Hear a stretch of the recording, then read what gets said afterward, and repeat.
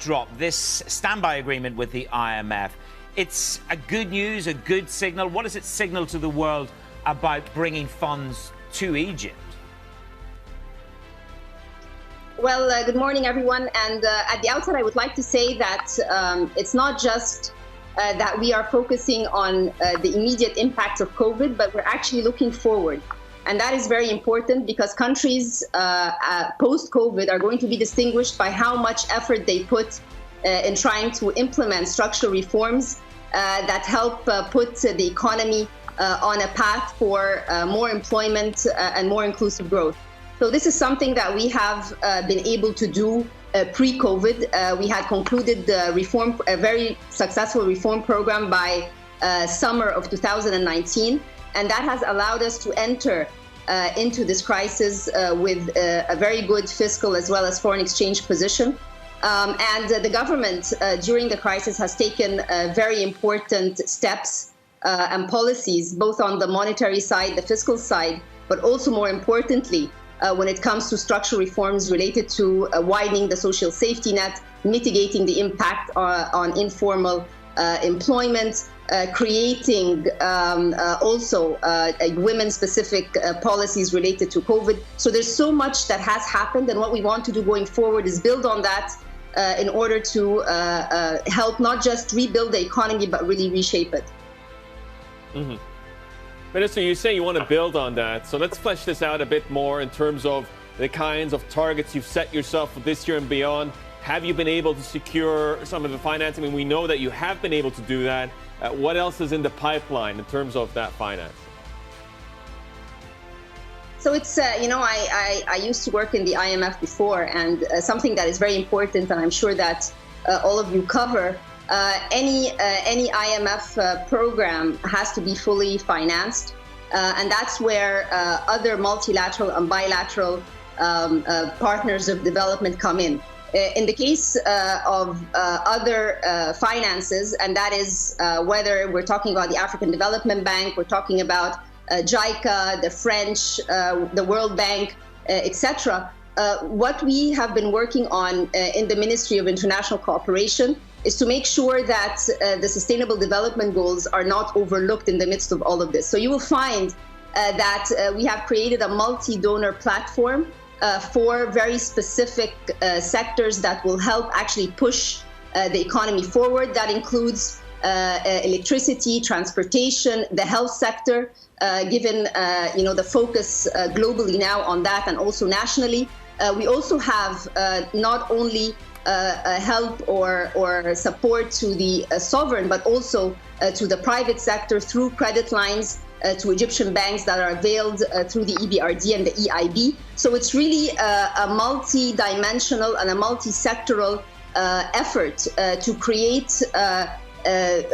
sort of more impetus into sectors which are going to help the economy. So for instance, when I talk about electricity, Egypt has just received 2 awards from EBRD, one in terms of sustainable energy, the other one in terms of gender.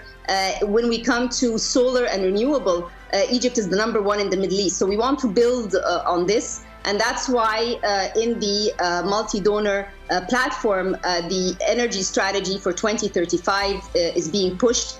These are very good opportunities where private-public partnerships can take place. Similarly for transport, when we are talking about expanding the metro lines, more connectivity, all of this is quite important for investments going forward. When we talk about the support to the private sector, it's not just the big companies, but also the small and medium enterprises, which are really going to be the engines of growth going forward, particularly given the global shock that we've seen. Minister, we need to push you a little bit in terms of the timing. When will you have these funds on the books? And let's press you a little bit. How confident are you that you will get all the money that we just listed in terms of the multilateral agencies? When, Minister, and how much? You know, it's very important to mention that Egypt has a very successful record with all our multilateral and bilateral development partners. we have been able to, push through with lots of programs and projects with them. We have already board dates set up with many of the items that you put on your screen. This is happening very soon, and you will see in the press that they have been secured. The other thing which is important, I want to use this opportunity to mention it, we have created a new global partnerships narrative, which is people, projects, and purpose. And the idea here is that each and every project and each and every development partner that we just talked about comes under this umbrella. How many beneficiaries are going to be affected? What is the type of the project? Is it a PPP project? Is it the nature of its financing? And then third, purpose, which SDG does it really meet? All of these that were on your screen have been secured. We're in the final stages of finalizing it, and actually we have board dates for many of them already. Minister, Egypt's net foreign currency reserves came through overnight, and it's near the lowest level now in 3 years. The Egyptian pound has been on a losing streak as well. To what extent is that a concern for you, and how much does it, how highly does it rank on your priority list at the moment of things to do? I mean, I think for international reserves and foreign exchange, that is a discussion you can have with the central bank. Nonetheless, as I mentioned, Egypt is a country that has tremendous potential. Our reform story has spoken very well about the commitment of the government in the past, and we are not new to shocks. We always have shown resilience. And I believe that, given our commitment to structural reforms, what we call the second wave of reforms, and these reforms focus on creating an enabling environment for the private sector, increasing productivity, creating more inclusion and focusing on sectors of priority. All of this is going to speak for itself going forward. We have not been only, sidetracked by COVID, but we have been looking really into details of how to create more jobs, create a more inclusive economy, and that is going to be very, very important to investors and for everyone who's following the Egypt story.